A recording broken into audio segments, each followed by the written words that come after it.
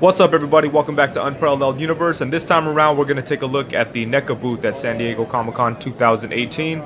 And here's a couple of the retro horror figures they had on display. They have this guy from The Fog, and that thing looks nice. That looks a lot more detailed than some of the other retro figures that they've put out. And you have some Reanimator stuff, and it comes with a bunch of gory accessories. And again, these are soft good figures, as you can see there. And then down over here we have some Chucky figures, including the Bride of Chucky, and it looks like she's going to have multiple different heads. And then we have the Tim Curry version of Pennywise. And we've seen this before, but it looks really nice. It comes with 4 different heads.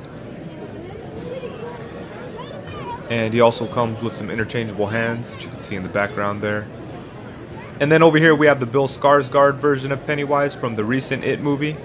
And this figure's already started to pop up in stores. Some people have him, but I don't think this one has popped up yet. This is the GameStop exclusive version. It's pretty much the same, except it's just more bloody. And then down here we have some Friday the 13th stuff. We got Freddy on top of the TV.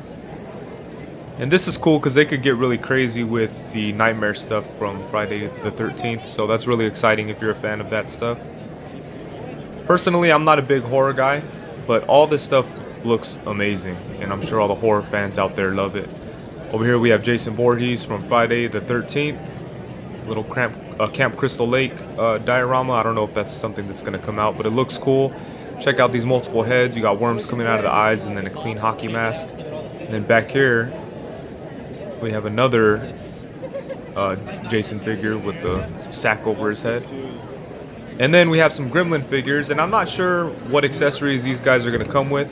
It'd be cool if they got some empty popcorn bags and some, 3D glasses. But it's hard to tell because NECA goes all out with their dioramas, so it's hard to tell what's actually going to come with the figures and what's part of the display for the convention.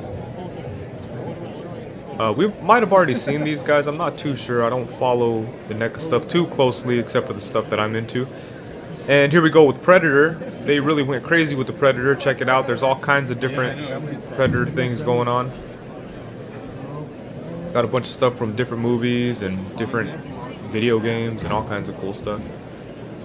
And I like this one a lot. This one caught my attention. Even though I'm not a huge fan of Predator, I think that all these things look amazing.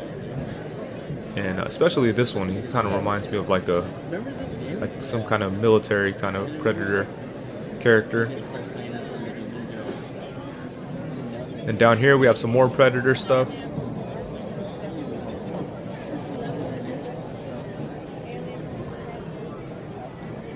It's cool that they go all out with the Predator license. You know, you got multiple heads right here. All the figures have like a bunch of cool accessories and nicely sculpted details.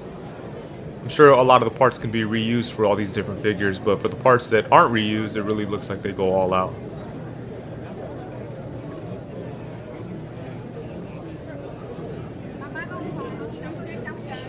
And then up here, it looks like some Alien vs. Predator video game stuff.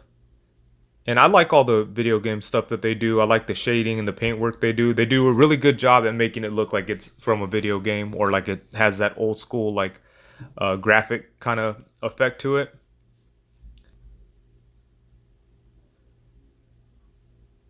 And then even the humans from these lines look amazing too. Check that out. They both have like a cartoon kind of look to them. Man, I really wish they'd start selling dioramas. I know that's kind of been a thing that's been out there for a while, but I don't think, other than the Ninja Turtle diorama from Comic-Con, I don't know if they've actually done any. And then we have the half-scale Deadpool figure. And that looks really, really cool. I'm sure Deadpool fans are going to go crazy over that. And then here's a look at the whole Ninja Turtle diorama that they have on sale here at Comic-Con 2018. And that thing is awesome. Look how massive it is. I can't wait to get that and fill it up with a bunch of different figures. And here's a look at Leo there. Sorry about my crazy Pixar shirt in the glare there. But yeah, check out Mikey. I did get this set, so I'll be reviewing it later in the week or next weekend when I get home. But man, this thing is so cool. It's going to be awesome. This diorama is awesome. And then we got to see some more of the Dimension X collection. And here we have Leatherhead, and I think this is the only figure that we haven't seen before out of this set. We saw Slash here last year, and he does look cool still, so I'm looking forward to picking him up. And then you have the Rock Soldiers. Again, I believe we saw these last year. Either way, they look great. I like the digital kind of paint effect that it has on the chest. You can see right there on this guy. And that's really cool how they do that effect on these figures. And I think it comes across really good on all these guys here.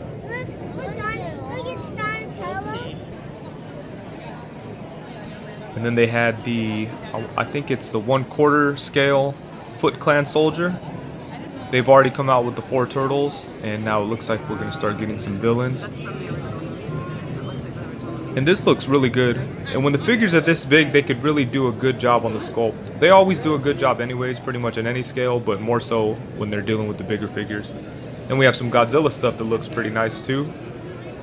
I love the little diorama thing that they got going on here. It'd be cool if they sold some of these little buildings. Yes, why? And then we have the more traditional Godzilla there.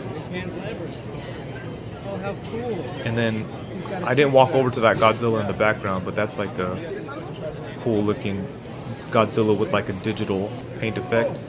And then here's the stuff that I'm most excited about. This is the Guillermo del Toro collection. And we have some Pan's Labyrinth stuff. We saw some of the, like the models, the prototype, the oversized prototype for some of this stuff. Kind of like what we're seeing here for the Shape of Water. This is not the actual figure. I'm sure it'll be like 7-inch scale like the other ones. But yeah, check these out from Pan's Labyrinth. Look at the fawn. That thing looks amazing. And then check out Guillermo del Toro hanging out in that little chair. Here's a closer look at the fawn. I didn't get as much footage as I wanted to of these guys. They were kind of pushing us on, but check out the sculpt on this thing. Same thing here with the Pale Man.